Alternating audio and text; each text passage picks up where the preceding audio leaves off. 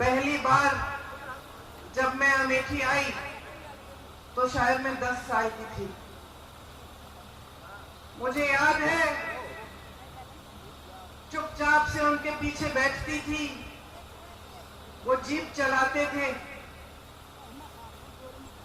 हम लोग राहुल और मैं पीछे बैठ के एक दूसरे की नोक-झोंक यूं कर करके देखते थे कि पिताजी क्या कर रहे हैं, किस तरह से लोगों से मिल रहे हैं, प्यार से मिल रहे हैं, लोग उनको कैसे मिल रहे हैं।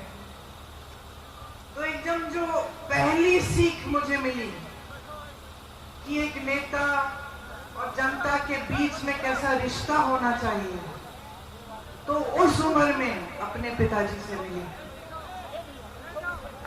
आप सब जानते हैं मेरे पिताजी एक बहुत नेक इंसान थे, दिल बहुत साफ था, ईमानदार थे और बहुत हिम्मत वाले थे।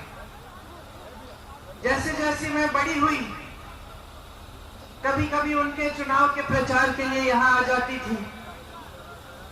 पहली बार जब मैं 20-25 दिनों के लिए यहाँ आई तो अपनी माता जी के साथ उनके प्रचार में आई और यहाँ का तारपुर का जो गेस्ट हाउस था वहां पे हम लोग रहते थे। उस समय कुछ सारा साधन नहीं थे, प्रचार भी अलग तरह से होता था, गांव गांव जाते थे, मैं माता जी के पीछे पीछे जाती थी। पिताजी चुनाव जीते,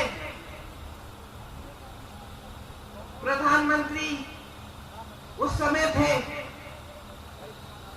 अमेठी के लिए जितने काम कर पाए उन्होंने किए। यहाँ पे बड़े बड़े उद्योग खोले, सड़कें बनाई, उस समय इंडिया मार्क 1 होता था, हर जगह इंडिया मार्क 1 लगवाया, जहाँ रास्ता नहीं था रास्ता बनवाया, जहाँ सड़क थी खड़िंजा लगवाया, खड़िंजे पे पक्का किया। बार बार आते थे, अपनी जीप में बैठ के गांव गांव जाते थे, कभी आप सबसे डांट खा लेते थे, कुछ मांग थी आपकी वो पूरी नहीं हुई थी, शायद एक सड़क या एक नलका, आप डांट भी लेते थे, प्यार से आपकी डांट सुनते थे। ये सब बातें मैंने देखी।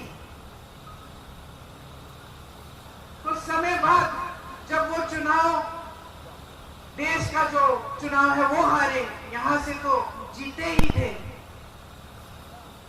तो उनके ऊपर काफी मतलब उनकी सुरक्षा की काफी ये संदेह था कि कोई कुछ करेगा उनको। उनकी माताजी की हत्या हो चुकी थी, हम सब ने बचपन में वो देखा था, वो क्षण देखा था। अब मैं 17-18 साल की थी, पिताजी के लिए प्रचार किया था। पिताजी जो बड़ा चुनाव है वो हार गए, लेकिन अमेठी से फिर भी जीते थे। सुरक्षा की बड़े सवाल थे। हफ्ते में 5 दिन व्रत रखती थी कि पिताजी सही सलामत घर आ जाए। एक बार तो मौन व्रत भी रखने लग गई।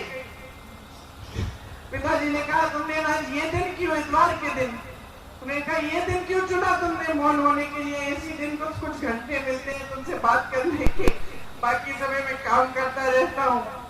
पिताजी ने हारने के बाद मेरे ख्याल से 2 या 3 गुना काम किया होगा जितना उन्होंने जीतने के समय किया। जनता के बीच जाते थे, सद्भावना यात्रा की, रात के 4:30 बजे तक 3 बजे तक काम करते थे।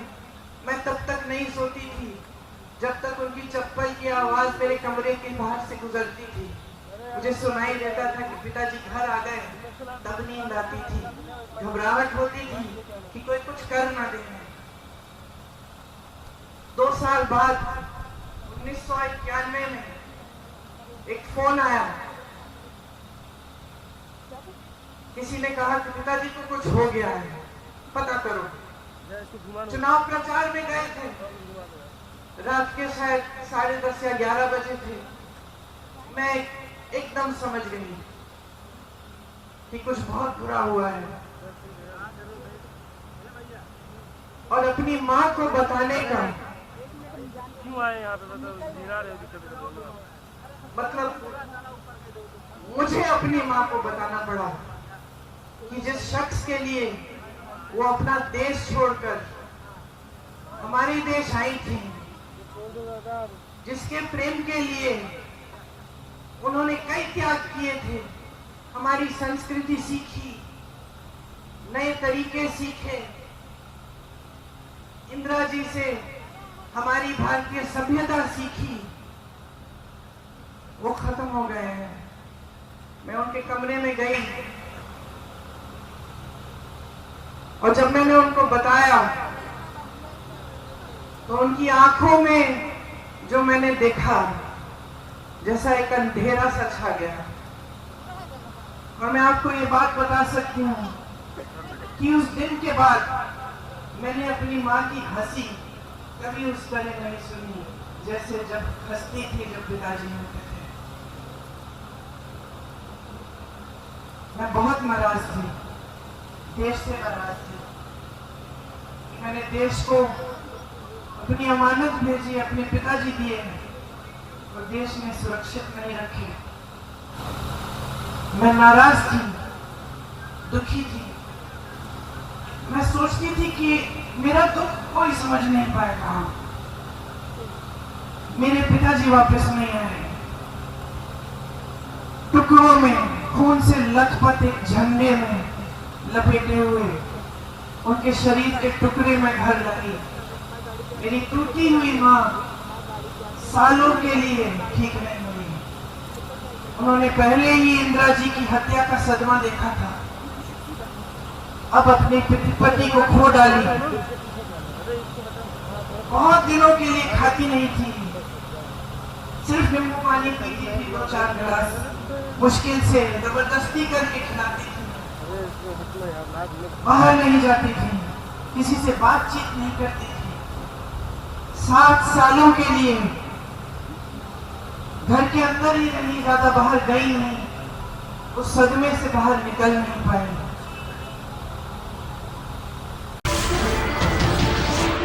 नमस्कार, मैं हूं मानक गुप्ता। अगर आपको हमारा ये वीडियो पसंद आया हो तो इसे लाइक और शेयर जरूर करें और हाँ, हमें सब्सक्राइब और फॉलो करना ना भूलें ताकि आप देश और दुनिया की कोई खबर मिस ना करें। तो जुड़े रहिए हमारे साथ और देखते रहिए न्यूज़ 24।